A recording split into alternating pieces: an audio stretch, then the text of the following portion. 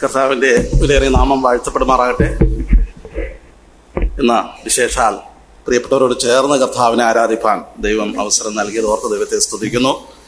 പല മുഖങ്ങളും ചില മാസങ്ങൾക്കും ആണ്ടുകൾക്കും ശേഷമൊക്കെ കാണുന്ന മുഖങ്ങളുണ്ട്. അവരെയൊക്കെ കാണുവാനും ഒരുമിച്ച് ദൈവസേനയിലായിരിക്കാനും ദൈവം അവസരം നൽകിയല്ലോ. പ്രിയ ഹർമൻ സഹോദരനെ ഓർത്ത് ദൈവത്തിന് നന്ദി പറയുന്നു. പ്രിയ മകനും ദൈവം കൊടുത്ത വലിയ ആലോചനയ്ക്കായിട്ട് നമുക്ക് ദൈവത്തെ സ്തുതിക്കാം. അല്പസമയത്തെ ധ്യാനത്തിനായിട്ട് ഒരു വേദഭാഗത്തിലേക്ക് നമ്മുടെ ശ്രദ്ധയെ തിരിക്കാം. ദിനവൃത്താന്തങ്ങളുടെ 2-ാം പുസ്തകം അതിൻ്റെ 24-ാം അധ്യായം അതിൻ്റെ 15-16 വാക്യങ്ങൾ വായിക്കുന്നു. 2 Chronicles chapter 24 verse 15 and 16. Jehoiada വയോധികനും കാലസമ്പൂർണനുമായി മരിച്ചു. മരിക്കുമ്പോൾ അവന് 130 വയസ്സായിരുന്നു. അവൻ ഇസ്രായേലിൽ ദൈവത്തിൻ്റെയും അവൻ്റെ ആലയത്തിൻ്റെയും കാര്യത്തിൽ നന്മ ചെയ്തിരിക്കൊണ്ട് അവർ അവനെ ദാവീദിന്റെ നഗരത്തിൽ രാജാക്കന്മാരുടെ ഇടയിൽ അടക്കം ചെയ്തു. ദൈവത്തിന് മഹത്വം. ഈ ദൈവവചനത്തിൻ്റെ വായനയും കേൾവിയും നമ്മുടെ ആത്മീക നന്മയ്ക്ക് കാരണമായിട്ട് ദൈവം തീർക്കുമാറാകട്ടെ. യഹോയാദ എന്നുള്ള ഒരു പുരോഹിതനെ കുറിച്ചാണ് ഇവിടെ നാം വായിക്കുന്നത്. അദ്ദേഹം ഒരു പുരോഹിതനായിരുന്നു. തൻ്റെ ജീവിതകാലം പൗരോഹിത്യ ശുശ്രൂഷ ചെയ്ത വ്യക്തിത്വമാണ്. ഇവിടെ നാം വായിക്കുന്നത് അദ്ദേഹം ഏകദേശം 130 വയസ്സുള്ളവനായിട്ട് മരിച്ചു എന്നാണ്. എന്ന് പറഞ്ഞാൽ 130 വർഷക്കാലം ശുശ്രൂഷയിൽ തുടർമാനമായിട്ട് നിന്ന ഒരു വ്യക്തിത്വമാണ്. മാത്രമല്ല ഇവിടെ വായിക്കുന്നത് താൻ കാലസമ്പൂർണനായിട്ട് മരിച്ചു അല്ലേ. ഇവിടെ വായിച്ചത് യഹോയാദ വയോധികനും കാലസമ്പൂർണനുമായി മരിച്ചു. 130 വർഷത്തോളം ജീവിച്ചിരുന്ന ദൈവിക ശുശ്രൂഷയിൽ വ്യാപൃതനായിരുന്ന ഒരു വ്യക്തിത്വം. ഈ കാലക്കണക്ക് നാം നോക്കുകയാണെങ്കിൽ ഏകദേശം ശലോമോൻ മരിച്ചതിൻ്റെ 10 വർഷം ശേഷം തുടങ്ങി ഏകദേശം യഹൂദ രാജാക്കന്മാരിൽ 8 രാജാക്കന്മാരുടെ കാലഘട്ടത്തിൽ ജീവിച്ചിരുന്ന ശുശ്രൂഷ ചെയ്ത ഒരു വ്യക്തിയാണ്. നോക്കണേ, 8 രാജാക്കന്മാരുടെ ദീർഘകാലഘട്ടത്തിൽ ശുശ്രൂഷ ചെയ്തിരുന്ന ഒറ്റ വ്യക്തി. അതിൽ ആദ്യത്തെ 4 രാജാക്കന്മാർ വളരെ നല്ല രാജാക്കന്മാരായിരുന്നു. രഹബയാം, അബിയാവ്, അതുപോലെ തന്നെ ആസ, യഹോശാഫാത്ത് തുടങ്ങി 4 രാജാക്കന്മാർ ദൈവത്തെ സ്നേഹിച്ച ദാസന്മാരായിരുന്നു, രാജാക്കന്മാരായിരുന്നു. എന്നാൽ അതിനുശേഷം നമുക്ക് 4 രാജാക്കന്മാരെ കാണുവാൻ കഴിയും. ആ രാജാക്കന്മാർ വളരെ ദൈവത്തിന് വിരോധമായിട്ട് നിന്ന രാജാക്കന്മാരാണ്. യഹോരാം, അതുപോലെ തന്നെ അഹസ്യാവ്, അഥല്യ, യോവാശ് എന്ന് പറയുമ്പോൾ ഒരുപക്ഷെ നിങ്ങൾക്ക് സംശയമുണ്ട്, അദ്ദേഹം മോശക്കാരനായിരുന്നോ? നമ്മുടെ ഇന്നത്തെ ചിന്തയ്ക്ക് അവസാനമായിട്ട് നിങ്ങൾ വിലയിരുത്തുക. അദ്ദേഹം ദൈവത്തെ നന്നായിട്ട് സ്നേഹിച്ച സേവിച്ച ഒരു രാജാവായിരുന്നു. അപ്പൊ ഇങ്ങനെ 8 രാജാക്കന്മാർ, 4 നല്ല രാജാക്കന്മാർ, 4 മോശപ്പെട്ട രാജാക്കന്മാർ, അവരുടെ മധ്യത്തിൽ ശുശ്രൂഷ ചെയ്ത ഒരു പുരോഹിതൻ 130 ദീർഘവർഷങ്ങൾ ജീവിച്ചിരുന്ന ശുശ്രൂഷ ചെയ്തതിനു ശേഷം തൻ്റെ അടക്ക സമയത്ത് ദൈവാത്മാവ് ഇവിടെ പറയുകയാണ്. ആ വ്യക്തിയെ അടക്കം ചെയ്ത വിഷയം പറയുന്നുണ്ട്. അവൻ ദൈവത്തിൻ്റെയും ഇസ്രായേലിൽ ദൈവത്തിൻ്റെയും അവൻ്റെ ആലയത്തിൻ്റെയും കാര്യത്തിൽ നന്മ ചെയ്തിരിക്കൊണ്ട് അവർ അവനെ ദാവീദിന്റെ നഗരത്തിൽ രാജാക്കന്മാരുടെ ഇടയിൽ അടക്കം ചെയ്തു. Okay, because of the good he had done in Israel for God and his temple. ഇസ്രായേലിൽ ദൈവത്തിനും അവന്റെ ആലയത്തിനും വേണ്ടി അവൻ ചെയ്ത നല്ല കാര്യങ്ങളെ മുൻനിർത്തി അവനെ എവിടെ അടക്കം ചെയ്തേ? ദാവീദിന്റെ നഗരത്തിൽ എന്ന് മാത്രമല്ല, പിന്നെയോ രാജാക്കന്മാരുടെ ഇടയിൽ അടക്കം ചെയ്യപ്പെട്ട ഒരു പുരോഹിതൻ. നമുക്ക് അത്ഭുതം തോന്നുമായിരിക്കാം. എല്ലാ രാജാക്കന്മാരെയും രാജാക്കന്മാരുടെ കല്ലറകളിൽ അടക്കം ചെയ്തിട്ടില്ല. എല്ലാ രാജാക്കന്മാരെയും ദാവീദിന്റെ നഗരത്തിൽ അടക്കം ചെയ്തിട്ടില്ല. എന്നാൽ പൗരോഹിത്യ ശുശ്രൂഷ ചെയ്തിരുന്ന ആ വ്യക്തിയെ അടക്കം ചെയ്തത് രാജാവിന്റെ കല്ലറയിൽ അടക്കം. എന്ത് ഭാഗ്യകരമായിട്ടുള്ള ഒരവസ്ഥയാണ്. ഈ പുരോഹിതനെ കുറിച്ച് ഇവിടെ ദൈവാത്മാവ് സാക്ഷ്യപ്പെടുത്തിയിരിക്കുന്നത് because of the good he has done. അവൻ ചെയ്ത നന്മ ചെയ്യുക എന്നുള്ളത് ദൈവം നമ്മെ കുറിച്ച് ആഗ്രഹിക്കുന്നു. എന്താ നന്മ? ആർക്കാ നന്മ? എല്ലാവർക്കും നന്മ ചെയ്തിട്ടുണ്ടാകും. പക്ഷെ ആത്മാവിടെ രേഖപ്പെടുത്തിയിരിക്കുന്നത് because of the good he has done for God and his temple. ദൈവത്തിനും ദൈവത്തിന്റെ ആലയത്തിനും നന്മ ചെയ്ത ഒരു വ്യക്തിത്വം. ഇതിനെയാണ് നമ്മൾ ശുശ്രൂഷ എന്ന് പറയുന്നത്. ഓക്കെ, എന്താ ശുശ്രൂഷ? ദൈവത്തിനും ദൈവത്തിന്റെ ആലയത്തിനും നന്മ ചെയ്തതാണ് ശുശ്രൂഷ എന്ന് പറയുന്നത്. എന്ന് പറഞ്ഞാൽ ശുശ്രൂഷയിൽ ദീർഘകാലം തുടർന്ന ഒരു വ്യക്തിത്വം. അദ്ദേഹം എന്ത് നന്മയാണ് ചെയ്തത് എന്നുള്ളത് ചുരുങ്ങിയ സമയങ്ങൾക്ക് നമുക്ക് പരിഗണിക്കാം. ഒന്നാമതായിട്ട് his courage saved A lineage. അവന്റെ ധൈര്യം എന്ന് പറയുന്നത് ഒരു വംശാവലിയെ നിലനിർത്തുവാനായിട്ട് കാരണമായി തീർന്നു. 23-ാം അധ്യായം, 2 Chronicles chapter 3 verse 1, 23-1. 7-ാം സംവത്സരത്തിൽ യഹോയാദ ധൈര്യപ്പെട്ടു. ഒന്നാമതായിട്ട് ഇവിടെ പറഞ്ഞിരിക്കുന്നത് അവൻ ധൈര്യമുള്ളവനായിരുന്നു. അവനൊരു ഭീരുവായിരുന്നില്ല. എന്താ? ഒരു ഭീരുവായിരുന്നില്ല, പേടിത്തൊണ്ടനൊന്നും ആയിരുന്നില്ല. അവൻ ധൈര്യപ്പെട്ടു. എന്താ ധൈര്യപ്പെട്ടിട്ട് ചെയ്തത്? നോക്കുക, ഈ കാലഘട്ടം എന്ന് പറയുന്നത് വളരെ ക്രൂഷ്യലാണ്. അതിന്റെ 22-ാം അധ്യായം 10-ാം വാക്യം വായിച്ചാൽ നമുക്ക് മനസ്സിലാകും. അഹസ്യാവിന്റെ അമ്മയായ അഥല്യ തന്റെ മകൻ മരിച്ചുപോയി എന്ന് കണ്ടിട്ട് എഴുന്നേറ്റ് യഹൂദാഗൃഹത്തിലെ രാജസന്തതിയെ ഒക്കെയും നശിപ്പിച്ചു. നോക്കണേ, അഥല്യ രാജ്യം ഭരിക്കാൻ. ആരാണ് അഥല്യ? ഈ അഥല്യ എന്ന് പറയുന്നത് ആരാണ്? യഹോരാമിന്റെ ഭാര്യയാണ്, അല്ലെ? യഹോരാം എന്നുള്ള രാജാവിന്റെ ഭാര്യയാണ്. യഹോരാം ആരാണ്? യഹോശാഫത്ത് എന്ന് പറയുന്ന വളരെ നല്ലവനായ ഒരു രാജാവിന്റെ മകനാണ് യഹോരാം. ഈ യഹോരാമിന് ഒരു ഭാര്യയെ കിട്ടി. ആരാണ്? അഥല്യ. അഥല്യ ഏത് നാട്ടുകാരിയാ? ശമരിയയിലെ, അല്ലെ? ഇസ്രായേലിലെ രാജാവായ ആഹാബിന്റെയും ഈസബലിന്റെയും മകളാണ് ആ കുടുംബത്തിൽപ്പെട്ട അഥല്യ. അഥല്യ എങ്ങനെ യഹൂദാഗ്രഹത്തിൽ വന്നു?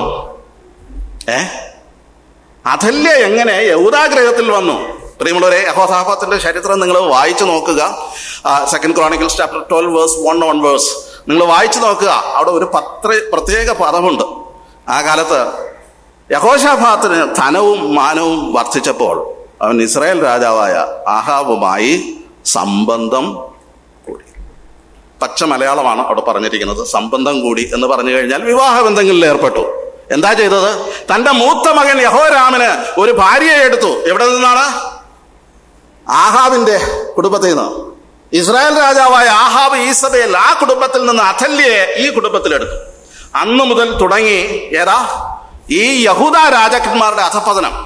ഈ യഹോരാം ആദ്യം ചെയ്ത കാര്യം എന്താണെന്ന് അറിയാമോ? തന്റെ 6 സഹോദരന്മാരെ കൊന്നുകളഞ്ഞു. എന്താ? തന്റെ 6 സഹോദരന്മാരെ നിഷ്കരണം യഹോരാം കൊന്നുകളഞ്ഞു. യഹോരാമിന്റെ സ്വന്തം തീരുമാനമായിരിക്കുമോ എന്ന് എനിക്കറിയത്തില്ല. പക്ഷേ തനിക്ക് ഈസബേലിന്റെയും ആഹാബിന്റെയും ആത്മാവുള്ള, അല്ലെങ്കിൽ ആഹാബിന്റെ വഴികളിൽ ചിന്തിക്കുകയും നടക്കുകയും ചെയ്ത അഥല്യ കൂട്ടാളിയായിട്ടുണ്ടായിരുന്നു.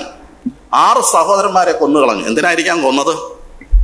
ഇനി വേറെ ആരും ആരാകരുത്, രാജാവാകരുത്, ആരും രാജസ്ഥാനത്തേക്ക് വരരുത്. യഹോരാമിന്റെ മകൻ ആണ് അഹസ്യാവ് എന്ന് പറയുന്നത്. ഒറ്റ വർഷമേ ഭരിച്ചുള്ളൂ, ഒറ്റ വർഷം. ഈ ഒറ്റ വർഷം ഈ അഹസ്യാവ് എന്ന് പറയുന്ന യഹോരാമിന്റെ മകന് ആലോചനക്കാരത്തി ആയിരുന്നത് ആരാന്നറിയാമോ? ആരാ? അഥല്യയാണ് ആലോചനക്കാരൻ. ഒറ്റ വർഷമേ കണ്ടു. ഈ ഒരു വർഷം കൊണ്ട് ഈ അഹസ്യാവിന്റെ സഹോദരങ്ങളെയൊക്കെ യേഹൂ കൊന്നുകളഞ്ഞു. എങ്ങനെയാ കൊന്നതെന്നറിയാമോ? ഈ അഹസ്യാവ് വിശേഷം അന്വേഷിക്കാൻ എവിടെ പോയി? ശമരിയയിൽ പോയി. ആഹാബ് ഗ്രഹത്തിന്റെ അടുക്കൽ പോയി. അവിടെ വിശേഷം അറിഞ്ഞുകൊണ്ടിരുന്നപ്പോഴാണ് ദൈവത്തിന്റെ ന്യായവിധി യേഹൂ അവിടെ നടത്തുകയാണ്. ആഹാബ് ഗ്രഹത്തിന് ദൈവത്തിന്റെ ന്യായവിധി നടത്തുന്ന സമയത്ത് ഈ യഹൂദ രാജാവായ അഹസ്യാവ് എവിടെ ഉണ്ട്? ശമരിയയിലുണ്ട്. എന്തേ അഹസ്യാവ് നീ ശമരിയയിൽ പോയത്? നിനക്ക് യഹൂദദേശമില്ലായിരുന്നോ? ഈ സംബന്ധം കാരണം അവൻ ശമരിയയിൽ പോകേണ്ടി വന്നു. അതുകൊണ്ട് അവിടെ അവന്റെ കുടുംബത്തിലെ പലരും കൊല്ലപ്പെടുകയാണ്. അപ്പോ രാജകുടുംബത്തിൽ ഇനി ആരും വലുതായിട്ട് ശേഷിച്ചിട്ടില്ല. യഹോരാം മരിച്ചു, അഹസ്യാവ് മരിച്ചു. ഇനി രാജാവാകുവാനായിട്ട് ആരും അവിടെ ഉണ്ടായില്ല. ഉണ്ടായിരുന്നെങ്കിൽ പോലും അഥല്യ സമ്മതിക്കുമായിരുന്നില്ല. അഥല്യ രാജഭരണം ഏറ്റെടുക്കുകയാണ്. രാജഭരണം ഏറ്റെടുത്തിട്ട് താൻ ചെയ്ത ഒരു കാര്യം എന്ന് പറയുന്നത് ജിനോസൈഡാണ് അവിടെ ചെയ്തത്. വംശഹത്യയാണ് ചെയ്തത്. എന്ന് പറഞ്ഞാൽ ഈ ദാവീദിന്റെ കുടുംബത്തിൽ ഇനി രാജാവാകുവാൻ ഒരു മനുഷ്യനും ഉണ്ടാകാൻ പാടില്ല. ആരെ കൊന്നുകളഞ്ഞത്? രാജസന്തതിയെ ഒക്കെ നശിപ്പിക്കുകയാണ്. അങ്ങനെ നശിപ്പിക്കുന്ന കൂട്ടത്തിൽ ഇതാ ഒരു കൊച്ചു കുഞ്ഞ് രക്ഷപ്പെടുകയാണ്. രക്ഷപ്പെട്ടതല്ല, രക്ഷപ്പെടുത്തിയതാണ്. ആരാണ് രക്ഷപ്പെടുത്തിയത്? ഈ യഹോയാദാ പുരോഹിതന്റെ ഭാര്യയാണ്. ആ പേരവിടെ പറഞ്ഞിട്ടുണ്ട്, യഹോശാബത്ത് അല്ലേ? യഹോശാബത്ത് എന്ന് പറയുന്ന ഭാര്യ ഈ കുഞ്ഞിനെ രക്ഷപ്പെടുത്തുകയാണ്. ഒന്ന് ആലോചിച്ച് നോക്കുക. രാജാ അധാനി മുഴുവനും ചോരക്കളമായിരുന്നപ്പോൾ, അനേക രാജസന്തതികൾ അവിടെ വീണ് മരിച്ചപ്പോൾ, അനേക മാതാക്കൾ അവിടെ നെഞ്ചുപൊട്ടി കരയുമ്പോൾ, ഈ ഒരു കുഞ്ഞിനെ ഈ യഹോശാബത്ത് എടുത്തുകൊണ്ട് ഓടി വരികയാണ്. എവിടെ വരികയാണ്? ദൈവാലയത്തിലേക്ക് വരികയാണ്. അവിടെ ഒരു പുരോഹിതനുണ്ടായിരുന്നു. സന്തതികൾ കൊല്ലപ്പെടുന്ന സമയത്ത് മുട്ടിന്മേൽ നിന്ന് പ്രാർത്ഥിക്കുന്ന യഹോയാദ എന്ന് പറയുന്ന ഒരു പുരോഹിതൻ അവിടെ ഉണ്ടായിരുന്നു. ഈ കുഞ്ഞിനെ രക്ഷപ്പെടുത്തി ദൈവാലയത്തിൽ കൊണ്ടുവരികയാണ്. 6 വർഷം ഈ യോവാശ് എന്ന് പറയുന്ന കുഞ്ഞ് വളരുന്നത് എവിടെയാണ്? ദൈവാലയത്തിന്റെ അകത്തളങ്ങളിലാണ്.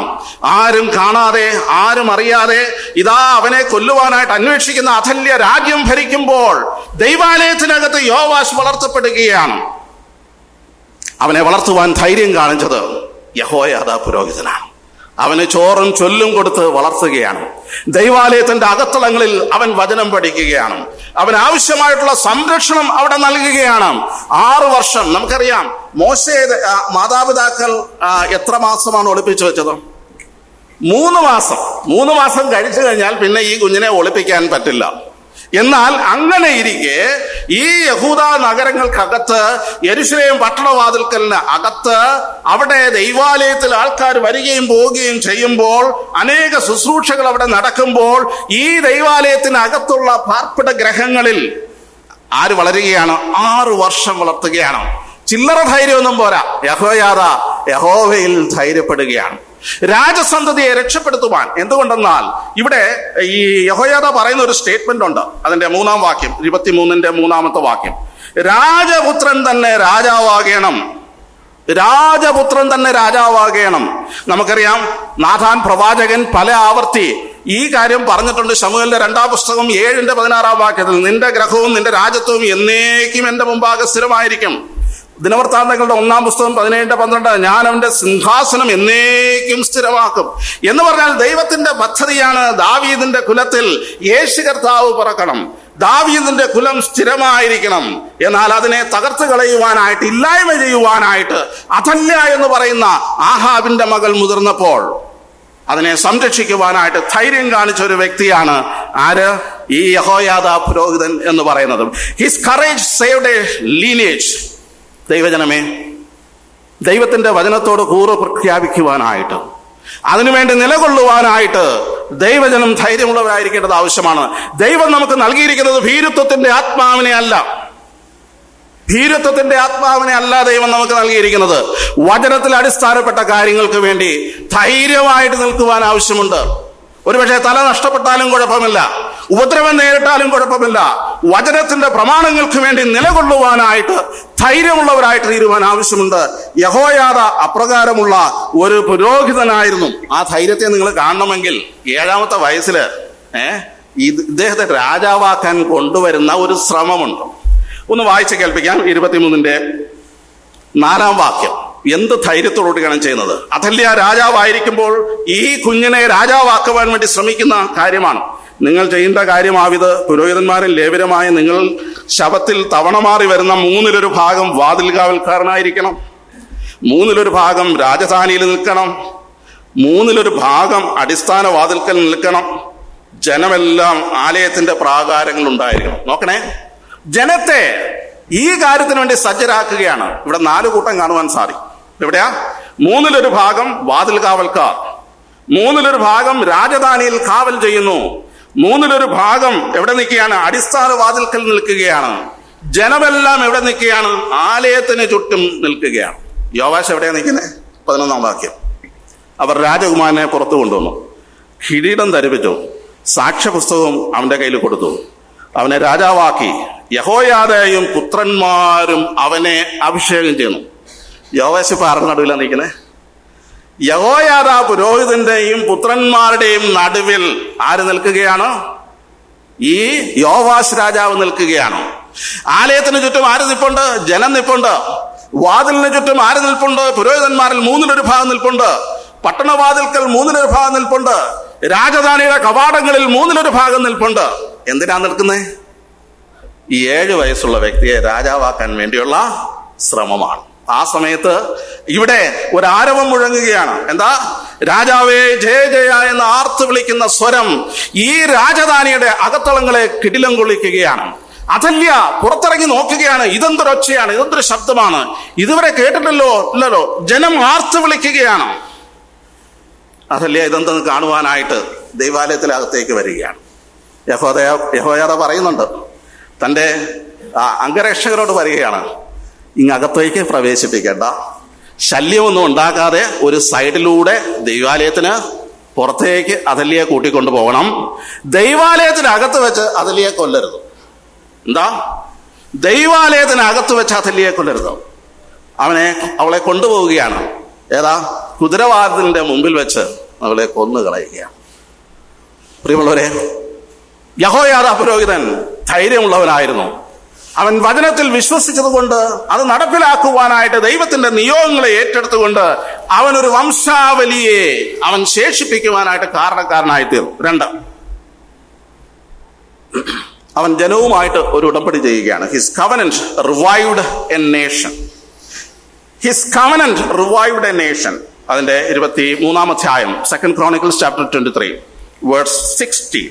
അനന്തരം യഹോയാദാ തങ്ങൾ യഹോവയുടെ ജനമായിരിക്കുമെന്ന് താനും സർവ്വജനവും രാജാവും തമ്മിൽ ഒരു നിയമം ചെയ്തു. He made a covenant with the people and the king of Israel, Judea. യഹൂദ രാജാവും ജനവുമൊക്കെ ആയി ദൈവത്തിന്റെ മുമ്പാകെ ഒരു സത്യം ചെയ്യുകയാണ്, ഉടമ്പടി ചെയ്യുകയാണ്. എന്താ ഉടമ്പടി? ഞങ്ങൾ ദൈവത്തിന്റെ ജനം ആയിരിക്കും, അല്ലെ? ഞങ്ങൾ ദൈവത്തിന്റെ ജനം ആയിരിക്കും. ഓക്കെ, ദൈവത്തിന്റെ ജനമായിരിക്കും. They should be before the Lord. They would be the Lord's special people. അവർ ദൈവത്തിന്റെ പ്രത്യേക ജനമായിരിക്കും. എന്താ ഈ ഒരു ഉടമ്പടിയുടെ ആവശ്യകത? കഴിഞ്ഞ ഏകദേശം 10-15 വർഷമായിട്ട് ആരാധന മുടങ്ങിക്കിടക്കുകയാണ്. നാം 24-ാം അധ്യായം വായിച്ചു കഴിഞ്ഞാൽ അഥല്യായും കൂട്ടരുമൊക്കെ വന്ന് ദൈവാലയം ഇടിച്ചു പൊളിഞ്ഞു. അതെ, 24:7 ദുഷ്ടസ്ത്രീയായ അഥല്യയുടെ പുത്രന്മാർ ദൈവാലയം പൊളിച്ചു കളഞ്ഞു. അവിടെ അതിനു പകരം ബാൽ ദൈവങ്ങളെ ആരാധിക്കുന്നുണ്ട്, ആരാധനയില്ല. ദൈവാലയം പൊളിഞ്ഞു കിടക്കുന്നു, ദൈവത്തെ അന്വേഷിക്കുന്ന തലമുറയില്ല. എന്നാൽ ഇവിടെ ഇതാ ജനവുമായിട്ട് ഒരു ഉടമ്പടി ദൈവസന്നിധിയിൽ ചെയ്യുകയാണ്. ഞങ്ങൾ ദൈവത്തിന്റെ വകയായിരിക്കും, ഞങ്ങൾ ദൈവത്തിന്റെ വകയായിരിക്കും. അവർ ആരാണ് എന്ന് ആ ജനത്തെ ഓർപ്പിക്കുകയാണ്. എന്താ? This covenant expresses their identity in Christ, അല്ലെങ്കിൽ ഇൻ ഗോഡ്. ദൈവത്തിൽ ഈ വ്യക്തികൾ ആരാണ് എന്നുള്ളത്. പ്രിയമുള്ളവരെ, ഈ ജനത്തെ സംബന്ധിച്ചിടത്തോളം അവരാരാണ് എന്നുള്ള തിരിച്ചറിവ് അവർക്ക് നഷ്ടപ്പെട്ടു പോയിരുന്നു. അതുകൊണ്ട് അവരെ ദൈവത്തിലേക്ക് മടക്കിക്കൊണ്ടുവരുവാനായിട്ട് ഒരു ഉടമ്പടി ചെയ്യുകയാണ്. അവർ ദൈവസനിൽ ദൈവത്തിന്റെ ജനമെന്ന് തങ്ങളെ തന്നെ പ്രഖ്യാപിക്കുകയാണ്. എങ്ങനെയാണ് ദൈവത്തിന്റെ ജനമെന്ന് നാം പറയുന്നത്?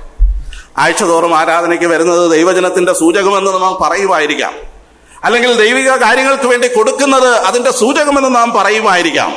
എന്നാൽ ക്രിസ്തുവിൽ വ്യക്തിത്വം കണ്ടെത്താത്ത, ഐഡന്റിറ്റി കണ്ടെത്താത്ത ആരും അവനുള്ളവരല്ല. ക്രിസ്തുവിൽ ആധേയപ്പെടാത്ത ഒരു വിശ്വാസവും ഒരു വിശ്വാസ പ്രഖ്യാപനവും ഒരു വ്യക്തിയെയും രക്ഷയിലേക്ക് നയിക്കുകയില്ല. അവർ അവരുടെ ജീവിതങ്ങളിൽ ദൈവവുമായിട്ട് ഒരു ബന്ധവും ഉണ്ടാക്കുകയില്ല. അവർ എത്ര തന്നെ പാടിയാലും എത്ര തന്നെ പ്രാർത്ഥിച്ചാലും അതൊന്നും അവരുടെ രക്ഷയ്ക്ക് കാരണമായിരിക്കുന്നില്ല. നിങ്ങൾ ക്രിസ്തുവിലായിരിക്കുന്നുവോ? We should find our identity in Christ. നാം ഒരുപക്ഷെ ബന്ധുബലത്തിൽ ആശ്രയിക്കുന്നവരായിരിക്കാം, ഞാൻ ഇന്ന ദേശക്കാരനായിരിക്കാം, ഇന്ന കുടുംബക്കാരനായിരിക്കാം. അതൊക്കെ ഭൗമികമായിട്ടുള്ള ഐഡന്റിറ്റിയാണ്. എന്നാൽ ക്രിസ്തുവിൽ നിലനിൽക്കുന്ന ഒരു വ്യക്തിത്വം നമുക്കുണ്ടാകേണ്ടത് ആവശ്യമാണ്. എങ്ങനെയാണ് ക്രിസ്തുവിനുള്ള ഐഡന്റിറ്റി നമ്മൾ ഉടമ്പടിയായിട്ട് പ്രഖ്യാപിക്കുന്നത്? ഓക്കെ, ഒന്നാമതായിട്ട് ബൈ പുട്ടിങ് ഗോഡ് ഫസ്റ്റ്. മുമ്പേ അവന്റെ രാജ്യവും നീതിയും അന്വേഷിക്കും. നിങ്ങളുടെ ക്രിസ്തുവിലുള്ള ഐഡന്റിറ്റി വെളിപ്പെടുത്തണമെങ്കിൽ നിങ്ങളുടെ പ്രയോറിറ്റീസ് ആദ്യം നിശ്ചയിക്കണം. എന്താ നമ്മുടെ പ്രയോറിറ്റി? എല്ലാ കാര്യവും കഴിഞ്ഞ് സമയമുണ്ടെങ്കിൽ യോഗത്തിന് വരാം. എല്ലാ കാര്യത്തിനും കൊടുത്തു കഴിഞ്ഞിട്ട് മിച്ചമുണ്ടെങ്കിൽ ആത്മീയ കാര്യങ്ങൾക്ക് കൊടുക്കാം, അല്ലേ? ഇതാണോ പ്രയോറിറ്റി? മുമ്പേ അവന്റെ രാജ്യവും നീതി അന്വേഷിപ്പിൻ. നമ്മുടെ ഐഡന്റിറ്റി ക്രിസ്തുവിൽ നാം കാണുന്നുണ്ടെങ്കിൽ ക്രിസ്തുവിന് കൊടുക്കേണ്ട മുൻഗണന നാം കൊടുക്കേണ്ടത് ആവശ്യമാണ്. ദൈവത്തിന് മുൻഗണന കൊടുത്തില്ല എങ്കിൽ നിങ്ങൾ ദൈവത്തിന് ഒരു സ്ഥാനവും കൊടുക്കണ്ട. ക്രിസ്തുവിന് 2ാം സ്ഥാനം വേണ്ട, 3ാം സ്ഥാനം വേണ്ട. നിങ്ങളുടെ ജീവിതത്തിന്റെ അവസാന സ്ഥാനം കൊണ്ട് തൃപ്തിപ്പെടുത്തുന്നല്ല കർത്താവ്. കൊടുക്കുന്നെങ്കിൽ ദൈവത്തിന് മുമ്പേ അവന്റെ രാജ്യവും നീതി അന്വേഷിപ്പിൻ. അത് കൊടുത്തിട്ട് മതി ബാക്കി കാര്യങ്ങൾ. അത് ക്രിസ്തുവിലുള്ള നമ്മുടെ ഐഡന്റിറ്റിയെ വെളിവാക്കുന്ന കാര്യമാണ്. രണ്ടാമത്, സീക്ക് ഹിസ് കിങ്ഡം. അവന്റെ ഹിതം അന്വേഷിക്കുക, അവന്റെ ഇഷ്ടം അന്വേഷിക്കുക. അത് നമ്മുടെ ഐഡന്റിറ്റി വെളിപ്പെടുത്തുന്ന കാര്യമാണ്. മൂന്നാമതായിട്ട് അവനെ അനുസരിക്കുക. ഓക്കെ, അവനെ അനുസരിക്കുക, അവന്റെ വചനങ്ങളെ അനുസരിക്കുക. ലീവ് ദി ഓൾഡ് പാത്സ്, കഴിഞ്ഞ വഴികളിലെ പരാജയങ്ങളെ തുടർമാനമായിട്ട് കൊണ്ട് നടക്കാതെ അത് വിട്ടുകളയുക. ഇന്ന് പകൽക്കാലം ക്രിസ്തുവിലുള്ള നമ്മുടെ ഐഡന്റിറ്റിയെ ഒന്ന് പരിഗണിച്ചെങ്കിൽ കൊള്ളായിരുന്നു. നാം എവിടെ നിൽക്കുന്നു? നാം ദൈവമക്കളാണെന്ന് പ്രഖ്യാപിക്കുമായിരിക്കാം, എന്നാൽ നമ്മുടെ മുൻഗണനകൾ എവിടെ കിടക്കുന്നു? നമ്മുടെ ഇഷ്ടങ്ങൾ എവിടെ കിടക്കുന്നു? കർത്താവിന്റെ ഹിതം അറിയുവാനായിട്ട് എന്തെങ്കിലും താല്പര്യമുണ്ടോ? വചനത്തോട് എന്തെങ്കിലും ആഭിമുഖ്യം കാണിക്കുന്നുണ്ടോ? അല്ല, ഞാൻ ദൈവമകനാണ്, എന്റെ ഐഡന്റിറ്റി ക്രിസ്തുവിലാണെന്ന് വെറുതെ പറഞ്ഞിട്ട് കാര്യമില്ല. അങ്ങനെയാണെങ്കിൽ ഇത് നമ്മിൽ ഉണ്ടാകേണ്ടത് ആവശ്യമാണ്. ഇതാ 4 രാജാക്കന്മാർ നശിപ്പിച്ച ഒരു തലമുറയുടെ മധ്യത്തിൽ യഹോയാദ നിന്നുകൊണ്ട് ഈ ജനത്തെ ദൈവത്തോട് അടുപ്പിക്കുകയാണ്. എന്താ സംഭവിച്ചത്? അതിന്റെ പരിണിത ഫലം എന്താണ്? ഈ ഉടമ്പടിയുടെ പിൻവാക്യങ്ങളിലേക്ക് നമ്മൾ വായിച്ചു കഴിഞ്ഞാൽ അവിടെ നമുക്ക് ഇങ്ങനെ കാണുവാൻ സാധിക്കും. കഴിഞ്ഞ 10 ജനത്തെ വഴിതെറ്റിച്ച 3 രാജാക്കന്മാരെ, അവരുടെ മുമ്പാകെ ആഹാബ് ഗ്രഹത്തിന്റെ വഴികളിൽ നടന്ന ഒരു സമൂഹത്തെ ദുഷ്പ്രവൃത്തിക്കാരനായ അഥല്യയുടെ പുത്രന്മാർ ആലയം നശിപ്പിച്ചു കളഞ്ഞിരിക്കെ അവിടെ നിന്നിട്ട് കാര്യങ്ങൾ എന്ത് ചെയ്യുകയാണ്? പുനർനിർമ്മിക്കുകയാണ്. ഒരു ജനത്തെ പണിയുവാനായിട്ട് ഈ കവനന്റ് മുഖാന്തരം, ഉടമ്പടി മുഖാന്തരം ഇടയായി. 23-ാം അധ്യായം 17-ാം വാക്യം, അവർ ബാലിന്റെ ബലിപീഠങ്ങളെ തകർത്തു കളഞ്ഞു. ആലയത്തില് യാഗപീഠമുണ്ട്, കൂടെ ഏതുണ്ട്? ബാലിനും കൂടെ ബലിപീഠം ഉണ്ട്. ഈ ഡ്യുവൽ വർഷിപ്പ് ദൈവത്തിന് ഇഷ്ടമുള്ളതല്ല. ആലയത്തിൽ ദൈവത്തെ ആരാധിക്കുന്നെങ്കിൽ അവന്റെ യാഗപീഠത്തിൽ ആരാധിക്കണം. അതിന്റെ കൂടെ ബാലിനെ കൂടെ വച്ചിട്ട് അതിൽ കൂടെ യാഗം അർപ്പിക്കണം എന്ന് പറഞ്ഞാൽ അത് ദൈവത്തിന് സ്വീകാര്യമല്ല. ദൈവത്തിന് ഒരു കാരണവശാലും സ്വീകാര്യമല്ല. ബാലിന്റെ ബലിപീഠങ്ങളെ ഇടിച്ചു കളയുകയാണ്. 23-18 വാക്യം, ലേവ്യരുടെയും പുരോഹിതന്മാരുടെയും കീഴിൽ ആലയത്തിൽ ഉദ്യോഗങ്ങളെ നിയമിച്ചു. ചില അപ്പോയിന്റ്മെന്റ്സ് നടത്തുക. എന്താ അപ്പോയിന്റ്മെന്റ്സ്? ആരെ? ആലയത്തിൽ ഉദ്യോഗങ്ങളെ നിയമിച്ചു. അപ്പോയിന്റ്മെന്റ് ആർക്കെങ്കിലും ഉണ്ടോ? അപ്പോയിന്റ്മെന്റ് നടത്തിയിട്ടുണ്ടോ? അതോ പോസ്റ്റെല്ലാം വേക്കന്റ് ആണോ? ആലയത്തിലെ ശുശ്രൂഷകൾ മുടങ്ങിക്കിടക്കുന്നെങ്കിൽ, ആലയത്തിൽ നിൽക്കേണ്ടവർ നിൽക്കുന്നില്ല എങ്കിൽ പോസ്റ്റ് വേക്കന്റാ. ഉദ്യോഗങ്ങളില്ല, ശുശ്രൂഷകളില്ല, അല്ലെ? അത് ആരാധനയെ ബാധിക്കുന്നുണ്ട്. ഈ യഹോയാദ ചെയ്തത് നിയമിച്ചു. ആരെയൊക്കെ നിയമിക്കണം? ഓരോരുത്തരെ, സംഗീതക്കാരെ നിർത്തണം, കാവൽക്കാരെ നിർത്തണം, പുരോഹിതന്മാരെ നിർത്തണം, ലേവ്യരെ നിർത്തണം. ഇവരെയെല്ലാം ക്രമത്തിൽ അവിടെ നിർത്തിയപ്പോൾ 23-21 സകല ജനവും സന്തോഷിച്ചു, നഗരം സ്വസ്ഥമായിരുന്നു. വീണ്ടും അവിടെ ഒരു വാക്യമുണ്ട്, യഹോയാദയുടെ കാലത്തൊക്കെയും ഇടവിടാതെ യഹോവയുടെ ആലയത്തിൽ ഹോമയാഗം അർപ്പിച്ച് പോന്നു. പ്രിയമുള്ളവരെ, ആരാധനയില്ലാത്ത ഒരാലയം, ശുശ്രൂഷകന്മാരില്ലാത്ത ഒരാലയം, ഈ ആലയത്തെ പുനർനിർമ്മിക്കുവാനായിട്ട് കാശ് കൊണ്ട് സാധിക്കുകയില്ല, ബന്ധുബലം കൊണ്ടും സാധിക്കുകയില്ല. സാധിക്കണമെങ്കിൽ ദൈവവുമായിട്ടൊരു ഉടമ്പടിയിലേക്ക് ഏർപ്പെടുക, ദൈവവുമായിട്ടൊരു മടങ്ങിയുറവിലേക്ക് വരിക. അല്ലയോ ദൈവമേ, നീയാണ് ഞങ്ങളുടെ ദൈവം, വേറെ ദൈവങ്ങളൊന്നും എനിക്കില്ല, ഞാൻ മറ്റാരെയും പിൻപറ്റുന്നില്ല, യഹോവയാകുന്നു എന്റെ ദൈവമെന്ന് ഉറക്കെ പ്രസ്താവിക്കുവാനും അതിനടുത്ത തീരുമാനങ്ങൾ എടുക്കുവാൻ സാധിക്കുമെങ്കിൽ ദൈവം നിശ്ചയമായിട്ടും ഒരു ഉണർവ് അയക്കുമെന്നുള്ളതിന് സംശയമൊന്നും വേണ്ട. ഇവിടെ ശ്രദ്ധിക്കുക, യഹോയാദ അവനൊരു ഉടമ്പടി ചെയ്തു. അത് ഒരു ദേശത്തെ റിവൈവ് ചെയ്യുവാനായിട്ട് കാര്യമായിട്ട് തീർന്നു. മൂന്നാമതായിട്ട് his council forged A king. അവൻ ആലോചന പറഞ്ഞു കൊടുത്തു.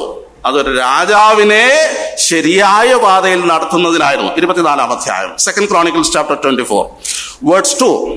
യഹോയാദ പുരോഹിതന്റെ ആയുഷ്കാലത്തൊക്കെയും യോവാശ് യഹോവയ്ക്ക് പ്രസാദമായുള്ളത് ചെയ്തു. എന്താ അതിന്റെ അർത്ഥം?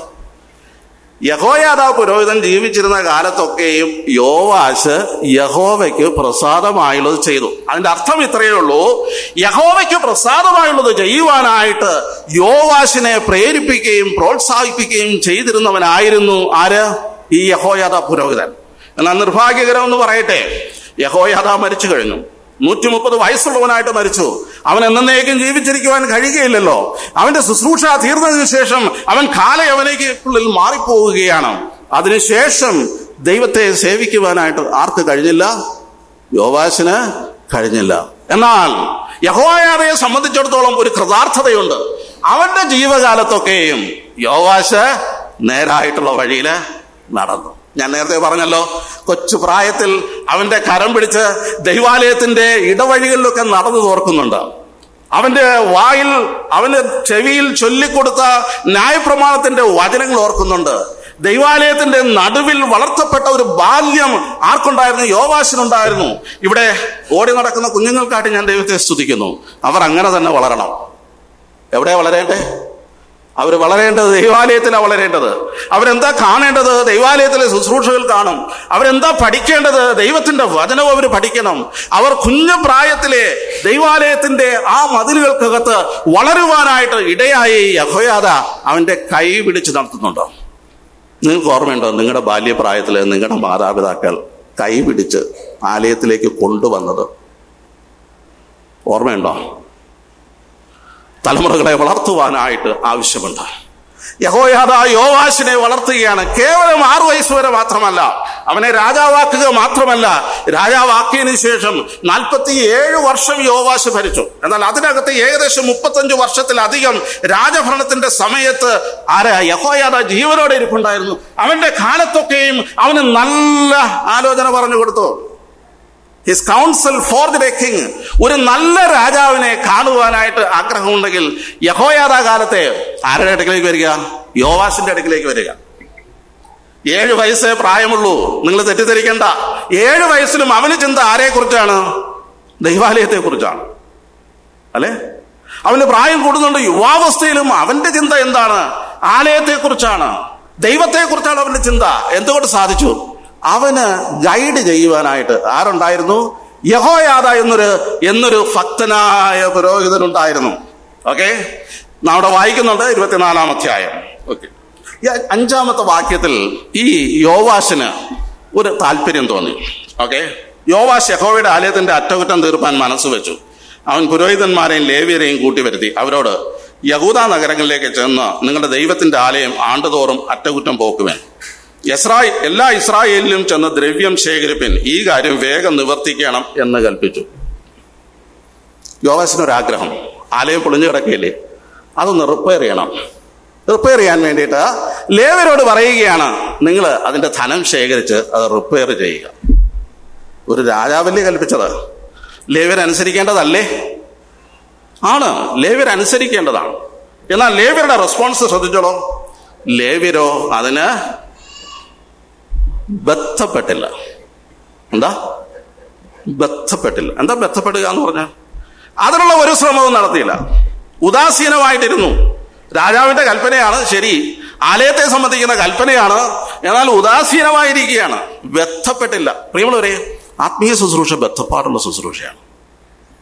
അത് രാവിലെ മുതൽ വൈകുന്നേരം വരെ ഉറങ്ങിയിട്ടുള്ള ശുശ്രൂഷയൊന്നുമല്ല. അതിന് പണച്ചെലവുള്ള ശുശ്രൂഷയാണ്. അതിന് ദൈവസന്നിധിയിൽ ഇരിക്കേണ്ട ആവശ്യമുണ്ട്. അധ്വാനമുള്ള ശുശ്രൂഷയാണ്. ഇവിടെ ലേവ്യർ ബന്ധപ്പെടാതെ അവര് നിസ്സംഗരായിട്ട് നടക്കുകയാണ്. ആലയം പൊളിഞ്ഞു കിടക്കുന്നെങ്കിൽ അവിടെ കിടന്നോട്ടെ, ആലയത്തിന്റെ കാര്യം നടക്കുന്നതിൽ കുഴപ്പമില്ല. ആലയത്തിന് വേണ്ടി ലോൺ എടുത്താലും കുഴപ്പമില്ല, അല്ലേ? കുഴപ്പമൊന്നുമില്ല, നമ്മൾ സുഖേന ഇങ്ങനെ ഇരുന്നോളും. ലേവ്യരോ അതിന് ബന്ധപ്പെട്ടില്ല. ഈ ബാല്യക്കാരനായ യോവാശിന് എന്ത് ചെയ്യാൻ പറ്റും? ഇനി എന്താ പറയേണ്ടതൊക്കെ പറഞ്ഞു, കൽപ്പന കൊടുക്കേണ്ടതൊക്കെ കൊടുത്തു. ലേവ്യരോ അതിന് ബന്ധപ്പെട്ടില്ല. എന്നാ പിന്നെ വേണ്ട, ഉപേക്ഷിച്ചേക്കാം. ഇല്ല. ആരെയാ വിളിച്ചു വരുത്തുന്നത്? യഹോയാദ പുരോഹിതനെ വിളിച്ചു വരുത്തി അവരോട് പറയുകയാണ്, എന്താ? മോശ കൽപ്പിച്ചിട്ടുണ്ട്, ആണ്ടുതോറും ആലയത്തിന്റെ അറ്റകുറ്റം തീർക്കണം. അതിനുള്ള റിസോഴ്സസ് എവിടെ നിന്നാണ് എടുക്കേണ്ടത്? അത് ബാങ്കിൽ നിന്ന് ലോൺ എടുക്കേണ്ടതല്ല, അത് പുറത്തുള്ളവരോട് പിരിവെടുക്കേണ്ടതുമല്ല, അത് യഹൂദ ജനങ്ങളിൽ നിന്ന് തന്നെ ഉണ്ടാകേണ്ടതാണ്.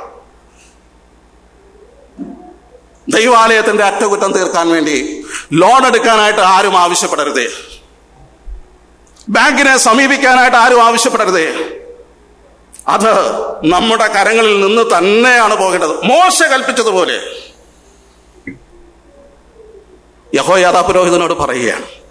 ഉടനെ ഒരു സംവിധാനം ഒരുങ്ങുകയാണ്. അത് പക്ഷെ വളരെ പ്രസിദ്ധമായിട്ടുള്ളൊരു സംവിധാനമാണ്. നമുക്ക് ആ സംവിധാനത്തിലേക്ക് പോകണമെന്നില്ല. എന്താ സംവിധാനം? കാണിക്ക വഞ്ചി. എന്താ?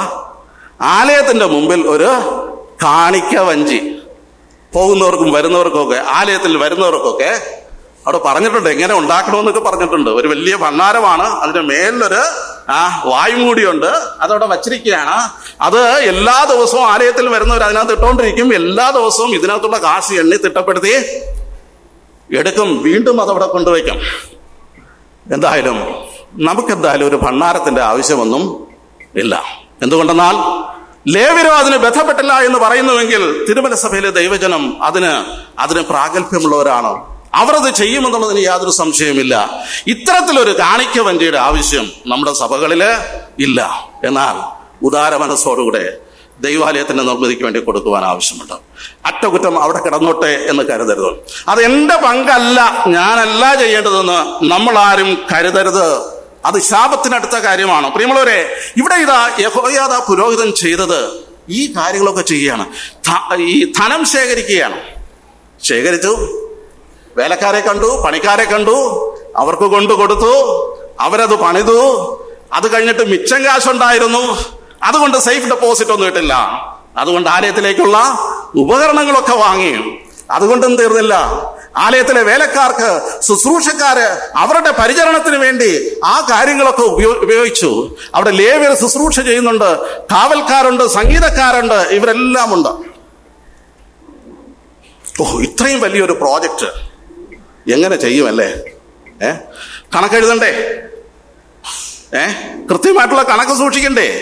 എല്ലാ ദിവസവും ആലയത്തിലേക്ക് ഇങ്ങനെ കാശ് വന്നുകൊണ്ടിരിക്കുകയാണ്. ഒരു വാക്യം നിങ്ങൾ ശ്രദ്ധിച്ചോളൂ. ഓക്കെ, ഇവിടെ നമ്മൾ വായിക്കുന്നത് അവരെങ്ങനെയാണ് പ്രവർത്തിച്ചത് എന്ന് നമുക്കിവിടെ കാണുവാനായിട്ട് സാധിക്കും. ഇവരുടെ കമ്മിറ്റ്മെന്റിനോടുള്ള ബന്ധത്തിൽ, അല്ലെങ്കിൽ ഇവരുടെ പ്രവർത്തനത്തോടുള്ള ബന്ധത്തിൽ അവർ വിശ്വാസത്തിലായിരുന്നു പ്രവർത്തിച്ചിരുന്നത്. ആ വാക്യത്തിന്റെ റെഫറൻസ് ഞാൻ പെട്ടെന്ന് ഓർക്കുന്നില്ല. ഓക്കെ, എനിക്ക് തോന്നുന്നു രാജാക്കന്മാരുടെ 2-ാം പുസ്തകത്തിൽ ആയിരിക്കാൻ സാധ്യതയുണ്ട്. അവർ വിശ്വാസത്തിലായിരുന്നു പ്രവർത്തിച്ചിരുന്നത്. ദൈവമക്കളെ, സാമ്പത്തിക കാര്യങ്ങളിൽ വിശ്വസ്തരായ ദൈവമക്കൾക്കായിട്ട് ഞാൻ ദൈവത്തിന് സ്തുതിക്കുന്നു. എൻ്റെ ഓർമ്മ വെച്ച കാലം മുതൽ 6-ാമത്തെ സഭയിലാകട്ടെ, തിരുമല സഭയിലാകട്ടെ, ദൈവത്തിന് വേണ്ടി വിശ്വസ്തരായിട്ട് ശുശ്രൂഷ ചെയ്യുന്ന അനേകരുണ്ട്. പലരാണ്. ഒരു ചില്ലിക്കാശിന് പോലും കണക്കിന് വ്യത്യാസം വരാതെ സാമ്പത്തിക കാര്യങ്ങൾ വിശ്വസ്തയോടെ കൈകാര്യം ചെയ്യുന്ന ദൈവമക്കൾക്കായിട്ട് ഞാൻ ദൈവത്തെ സ്തുതിക്കുന്നു. Here the commitment of Jehoiada that repaired the temple. യഹോയാദയുടെ സമർപ്പണം എന്ന് പറയുന്നത് എന്താ? ഇവിടെ ആലയത്തിന്റെ അറ്റകുറ്റം തീർക്കുവാനായിട്ടിടയായി, ആലയത്തിലെ ആരാധന പുനഃസ്ഥാപിക്കുവാനിടയായി. Are we committed to the church? നാം ദൈവാലയത്തോട് എന്തുമാത്രം കൂറുള്ളവരാണ്? ദൈവാലയത്തെക്കാൾ കൂടുതൽ കൂറ് നമ്മൾ ആരോടെങ്കിലും പ്രഖ്യാപിച്ചിട്ടുണ്ടോ? ദൈവാലയത്തെ 2-ാം സ്ഥാനത്തേക്ക് മാറ്റുവാൻ വേണ്ടി നമ്മുടെ കൂറുകൾ ആരോടെങ്കിലും പ്രഖ്യാപിച്ചിട്ടുണ്ടോ? യഹോയാദാസ് കമ്മിറ്റ്മെന്റ് മറ്റാരൊക്കെ എന്ത് ചെയ്യുന്നുള്ള വിഷയമല്ല, ലേവ്യർ ചുമല് കൊടുക്കുന്നോ ഇല്ല എന്നുള്ള വിഷയമല്ല. യഹോയാദയ്ക്ക് ഒരു കമ്മിറ്റ്മെന്റേ ഉള്ളൂ, ആലയത്തിന്റെ കാര്യം. അതിനു വേണ്ടിയിട്ട് അവൻ സദാ ജാഗരൂകനായിരുന്നു, ബദ്ധശ്രദ്ധാലുവായിരുന്നു. അതുകൊണ്ട് ഈ വലിയ ദൗത്യം ആരേറ്റെടുക്കുകയാണ്? ഈ യഹോയാദാ പുരോഹിതൻ ഏറ്റെടുക്കുകയാണ്. നോക്കണേ, യോവാശിന് എന്ത് സന്തോഷമായി കാണും. യോവാശ് ഒരു ചെറുപ്പക്കാരനാണ്, ഒരു പയ്യനാണ്. അവന് പ്രത്യേകിച്ച് കഴിവൊന്നുമില്ല, അവൻ പറഞ്ഞിട്ട് ആൾക്കാരോട്ട് കേൾക്കുന്നുമില്ല. എന്നാൽ ആലയത്തിന്റെ കാര്യം തീർക്കുകയും വേണം. അതിനുവേണ്ടി യഹോയാദാ ഇറങ്ങി പുറപ്പെട്ടു.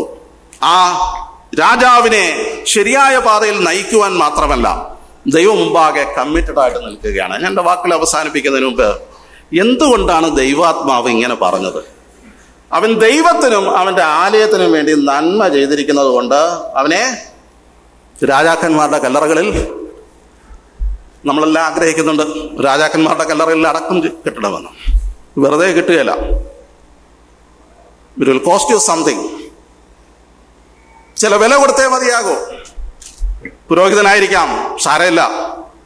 ദൈവസന്നിധിയിൽ വിശ്വസ്തയോടുകൂടെ നിന്നാൽ, പ്രതിബദ്ധതയുള്ളവരായി നിന്നാൽ, കർത്താവിനെ മുൻനിർത്തി നിന്നാൽ ദൈവം മാനിക്കുമെന്നുള്ളതിന് യാതൊരു സംശയവും ഇല്ല. എങ്ങനെയാണ് യഹോയാദാ പുരോഹിതനെ ദൈവം മാനിച്ചത്? ചുരുങ്ങിയ ചില അധ്യായങ്ങളിലോ മാത്രം, 2-3 അധ്യായങ്ങൾ ദിനവൃത്താന്തങ്ങളിലും 2 അധ്യായങ്ങളിലോ മറ്റോ രാജാക്കന്മാരുടെ പുസ്തകങ്ങളിലും മാത്രം റെഫർ ചെയ്തിട്ടുള്ള ഈ യഹോയാദാ പുരോഹിതൻ അദ്ദേഹം ഒരുപക്ഷെ സാദോക്കിന്റെ വംശപാര്യത്തിലുള്ളതായിരിക്കാം. ഇദ്ദേഹത്തിന്റെ പിതാവിനെ കുറിച്ച് ഒരു രേഖകളും നമുക്ക് ലഭ്യമല്ല. അങ്ങനെയുള്ള ഒരു സാധാരണ പുരോഹിതൻ, വളരെ ലിമിറ്റേഷൻസ് ഉള്ള ഒരു വ്യക്തി, മറ്റു ഭൗതികമായിട്ട് റിസോഴ്സസ് സ്വന്തമായിട്ട് ഹോൾഡ് ചെയ്യാത്ത ഒരു വ്യക്തി എങ്ങനെയാണ് ദൈവം പാകെ ഇത്രയും പ്രസാദകരമായിട്ടുള്ളത് ചെയ്തത്? 4 കാര്യങ്ങൾ ഞാൻ പറഞ്ഞു കഴിഞ്ഞു. ഹി വാസ് കറേജിയസ്, ധൈര്യമുള്ളവനായിരുന്നു. അതുകൊണ്ടൊരു വംശാവലി സംരക്ഷിക്കുവാനായിട്ട് അവന് ഇടയായി. രണ്ടാമതായിട്ട് അവനൊരു ഉടമ്പടി ചെയ്തു, അത് ജനത്തെ റിവൈവ് ചെയ്യുവാനായിട്ട് കാരണമായി തീർന്നു. മൂന്നാമതായിട്ട് അവൻ നല്ല ഉപദേശം കൊടുത്തു.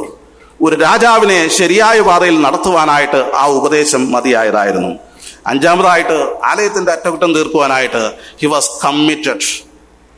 അവന്റെ കമ്മിറ്റ്മെന്റ് ആലയത്തിന്റെ കുറവുകളെ പരിഹരിച്ചു. അങ്ങനെയാണെങ്കിൽ പ്രിയമുള്ളവരെ, നമ്മുടെ പ്രതിബദ്ധതകൾ ഒന്ന് വിലയിരുത്തുന്നത് നന്നായിരിക്കും. അവനെ രാജാക്കന്മാരുടെ കല്ലറകൾ അടക്കം ചെയ്തു. ഒരുപക്ഷെ നാം പറയുമായിരിക്കാം, അവന്റെ അടക്കമൊക്കെ കഴിഞ്ഞല്ലോ, അവന് നല്ലൊരു അടക്കമൊക്കെ കിട്ടിയല്ലോ, സമാധാനിക്കുമായിരിക്കും. എന്നാൽ ദൈവം മഹാവിശ്വസ്തനാണ്. His legacy influenced his generation. അവന്റെ പൈതൃകം അവന്റെ തലമുറകള് കൈമാറ്റം ചെയ്തിരിക്കുകയാണ്, അവർ ഏറ്റുപിടിച്ചിരിക്കുകയാണ്. എന്താ പൈതൃകം? യഹോയാദയുടെ പൈതൃകം, ദൈവത്തോടുള്ള കമ്മിറ്റ്മെന്റിന്റെ പൈതൃകം, ദൈവവചനത്തോടുള്ള ധീരതയുടെ പൈതൃകം, ദൈവത്തോടുള്ള ഉടമ്പടിയുടെ പൈതൃകം. ഇങ്ങനെ ദൈവികമായിട്ടുള്ള അഡ്വൈസ് കൊടുക്കുന്ന ഒരു രാജാവിനെ നയിക്കുന്ന പൈതൃകം. ഈ പൈതൃകം അവിടെ കൊണ്ട് അവസാനിക്കുകയില്ല, കല്ലറയിൽ അവസാനിക്കുകയില്ല. യഹോയാദയുടെ ശുശ്രൂഷ കഴിഞ്ഞപ്പോഴത്തേക്കും വേറൊരു അധ്യായമാണ്. എന്താ? യോവാശ് ഇത്രയും കാലം ദൈവ വഴിയിൽ നടന്ന നല്ലൊരു രാജാവായിരുന്നു. യഹോയാദ മാറിയപ്പോൾ മറ്റു ചില ഉപദേശകന്മാർ അടുത്തുകൂടി. യഹൂദയിലെ പ്രഭുക്കന്മാർ ഇവന്റെ അടുക്കൽ വന്നു. യഹോയാദ പുരോഹിതന്റെ കൗൺസിലല്ല അവർക്ക് നൽകുവാനുണ്ടായിരുന്നത്. അവർക്ക് നൽകുവാനുണ്ടായിരുന്ന കൗൺസിൽ എന്ന് പറയുന്നത് ആഹാബ് ഗ്രഹത്തിന്റെ പാരമ്പര്യത്തിലെ കൗൺസിലാണ്. ഇങ്ങനെയൊന്നും പോരാ കേട്ടോ. ആലയത്തില് യാഗപീഠം മാത്രം പോരാ, നമുക്ക് ബാലിനെ വണങ്ങണം. അനേക കാര്യങ്ങളുണ്ട്, ഞാൻ അതിലേക്കൊന്നും പോകുന്നില്ല. ഇവിടെ ഈ കൗൺസിൽ കൊണ്ട് അവർ ചെയ്ത കാര്യം 18-ാം വാക്യം, 24-18. യഹോയാദ മരിച്ച ശേഷം യഹൂദ പ്രഭുക്കന്മാർ വന്ന് രാജാവിനെ വണങ്ങി. രാജാവ് അവരുടെ വാക്ക് കേട്ടു. അവർ തങ്ങളുടെ പിതാക്കന്മാരുടെ ദൈവമായ യഹോവയുടെ ആലയം ഉപേക്ഷിച്ചു, അശേര പ്രതിഷ്ഠകളെയും വിഗ്രഹങ്ങളെയും സേവിച്ചു. അവിടെ ഈ കുറ്റം ഹേതുവായിട്ട് യഹൂദയുടെ മേലും യെരുശലേമിന്റെ മേലും കോപം വന്നു. എത്ര പെട്ടെന്നാ ഒരു യോവാശ് രാജാവ് മാറിപ്പോകുന്നത്! അവനിപ്പോൾ ഒരുപക്ഷെ 35 വയസ്സ് പ്രായം കാണുവാൻ. അത് കഴിഞ്ഞിട്ടൊരു 5 വർഷം കൂട്ടിക്കൊള്ളും, 5-7 വർഷം. ഈ 7 വർഷത്തിനിടയിൽ ഇവന് കാതലായ മാറ്റം സംഭവിച്ചിരിക്കുകയാണ്. യഹോയാദ തിരശ്ശീലയ്ക്ക് പിന്നിലേക്ക് മാറിയപ്പോൾ പിന്നെ ഇവനെ ഇൻഫ്ലുവൻസ് ചെയ്ത യഹൂദ പ്രഭുക്കന്മാരാണ്. ഈ യഹൂദ പ്രഭുക്കന്മാരുടെ കൂട്ടാളികൾ ആരൊക്കെയാണെന്ന് ചോദിച്ചു കഴിഞ്ഞാൽ 2 പേരുടെ പേര് ഇവിടെ പറഞ്ഞിട്ടുണ്ട്. അമോന്യ സ്ത്രീയായ ശിബിയാത്തിന്റെ മകൻ സാബാദ്, മോവാന സ്ത്രീയായ സിമ്രീത്തിന്റെ മകൻ യഹോസാബാദ്. കൊള്ളാം അല്ലേ? ആരാ? യഹൂദ പ്രഭുക്കന്മാരുടെ സിൽബന്ധികളാണ്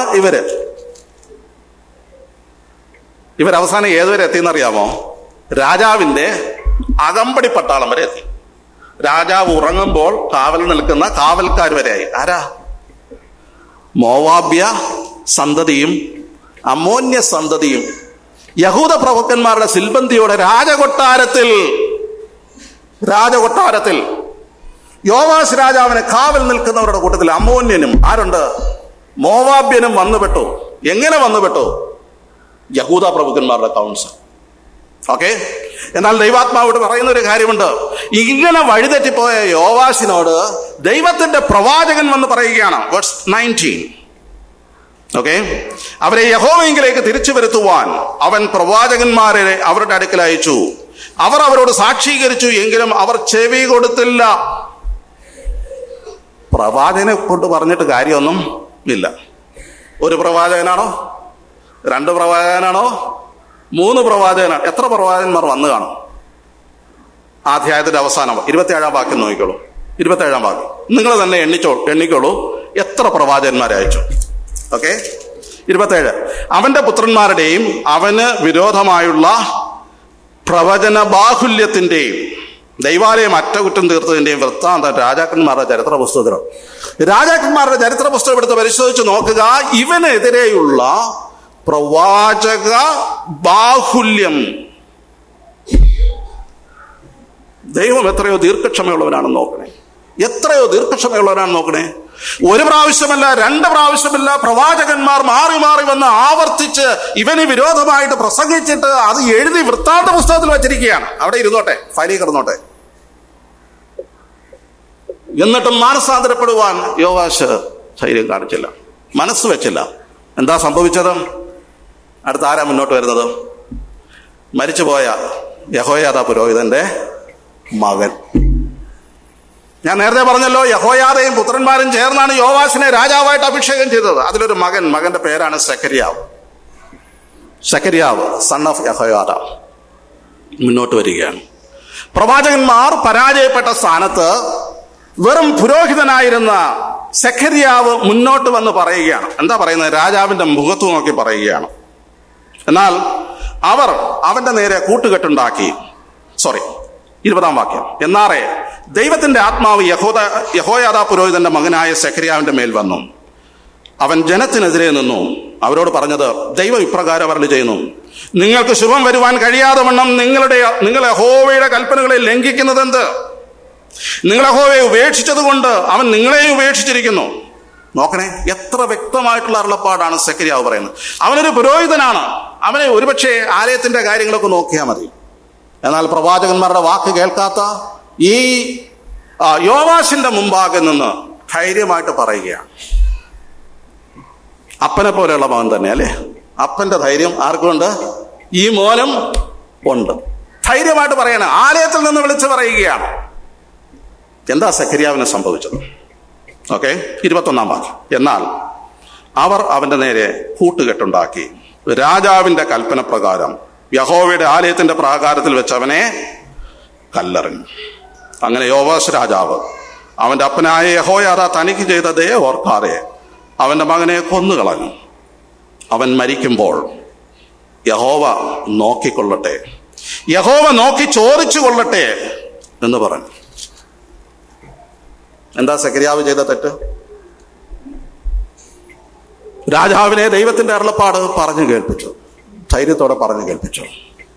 അവൻ ആലയത്തിന്റെ നടുമുറ്റത്ത് നിൽക്കുകയാണ്. പ്രാകാരത്തിന്റെ യാവിടത്തിന്റെ മധ്യേ നിന്നുകൊണ്ട് അവൻ ഈ സന്ദേശം യോവാശിനോട് വിളിച്ചു പറയുകയാണ്, നിന്റെ വഴി ശരിയല്ല. എന്നാൽ അവിടെ നിൽക്കുമ്പോൾ തന്നെ യോവാശ് രാജാവ് ചിലരെ അങ്ങോട്ട് വിടുകയാണ്. ചില കൂട്ടുകെട്ടുകൾ ഉണ്ടാക്കിയിട്ട്. എന്തിനാണ്? കല്ലെറിഞ്ഞു കൊല്ലാൻ. ആലയത്തിന്റെ പടവുകളിൽ നിന്നുകൊണ്ട് സെഖര്യാവിന്റെ മേൽ കല്ലുകൾ ആഞ്ഞാഞ്ഞു പതിക്കുന്നുണ്ട്. അവന്റെ ശരീരത്തിൽ നിന്ന് ചോര പൊടിയുന്നുണ്ട്. അവന് വേദന എടുക്കുന്നുണ്ട്. എന്തുകൊണ്ട്? ദൈവത്തിന്റെ ആലോചന, ദൈവത്തിന്റെ വചനം ധൈര്യത്തോടെ വിളിച്ചു പറഞ്ഞതുകൊണ്ട്. തിരിച്ചു വേണമെങ്കിൽ ആ കല്ലുകളെല്ലാം തിരിച്ചു വാരി അവനറിയാമായിരുന്നു. എന്നാൽ അവനതൊന്നും അറിഞ്ഞില്ല. അവൻ മിണ്ടാതെ പിൻവലിയുകയാണ്. ആ യാഗപീഠത്തിനും പ്രാകാരത്തിനും നടുവിൽ അവൻ കല്ലേറുകൊണ്ട് മരിച്ചു വീഴുകയാണ്. അവൻ പറയുന്ന ഒരു വാക്കുണ്ടോ? ഇന്ന് ആലയത്തിന്റെ നടുത്തലങ്ങളിലെല്ലാം മുഴങ്ങി കേൾക്കുന്ന ഒരു വാക്കുണ്ടോ? യഹോവ നോക്കി ചോദിച്ചു കൊള്ളട്ടെ. യഹോവ നോക്കി ചോദിച്ചു കൊള്ളട്ടെ.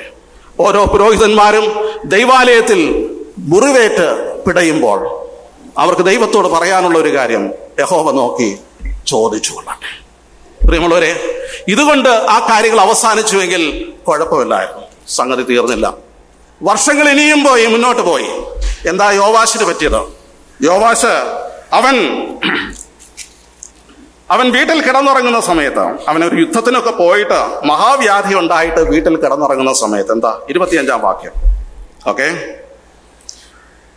അവർ അവനെ വിട്ടുപോയ ശേഷം മഹാവ്യാധിയിലായിരുന്നു അവനെ വിട്ടേച്ചു പോയത്. യഹോയാദാ പുരോഹിതന്റെ പുത്രന്മാരുടെ രക്തം നിമിത്തം അവന്റെ സ്വന്തം ഭൃത്യന്മാർ അവന്റെ നേരെ കൂട്ടുകെട്ടുണ്ടാക്കി അവനെ കിടക്കയിൽ വെച്ച് കൊന്നുകളഞ്ഞു. ഈ കൂട്ടുകാരുടെ പേരാണ് നേരത്തെ പറഞ്ഞ സാബാദും യഹോസാബാദും. മോവാബ്യനും അമ്മോന്യനുമാണ്. അവർ കിടക്കയിൽ കാവൽക്കാരായിട്ട് നിൽക്കുകയാണ്. അവൻ മഹാവ്യാധിയിൽ കിടന്നിറങ്ങുമ്പോൾ അവനെ അവിടെ കൊന്നുകളയുകയാണ്. കാരണം പറയുന്നുണ്ട്. എന്താ കാരണം? യഹോയാദാ പുരോഹിതന്റെ പുത്രന്മാരുടെ രക്തം. അപ്പൊ എനിക്കൊരു സംശയമുണ്ട്, ഒരാളെ മാത്രമേ കൊന്നുള്ളൂ?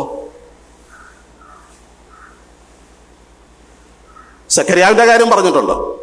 എന്നാൽ ഇവിടെ ദൈവാത്മാവ് പറയുന്നത് പുത്രന്മാരുടെ രക്തം എന്നാണ്. എനിക്ക് തോന്നുന്നു സഖര്യാവ് തനിയെ ആയിരിക്കുകയല്ല.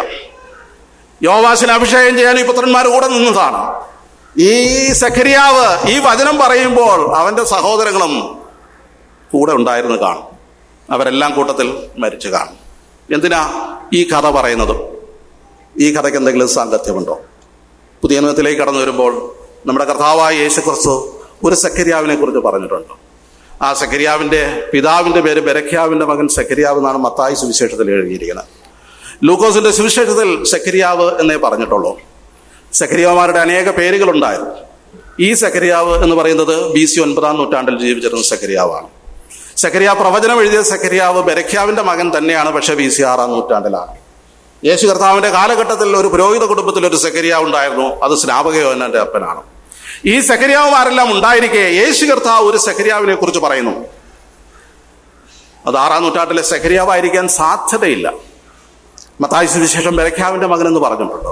എന്നാൽ യഹോയാദയുടെ മകനെ കുറിച്ച് ഇങ്ങനെ ഒരു സംഭവം നിലനിൽക്കെ ഹാബേലിന്റെ രക്തം തുടങ്ങി യാഗപീഠത്തിനും പ്രാകാരത്തിനും മധ്യത്തിൽ വീണ സഖര്യാവിന്റെ രക്തം വരെ ഈ തലമുറയോട് ഞാൻ ചോദിക്കും.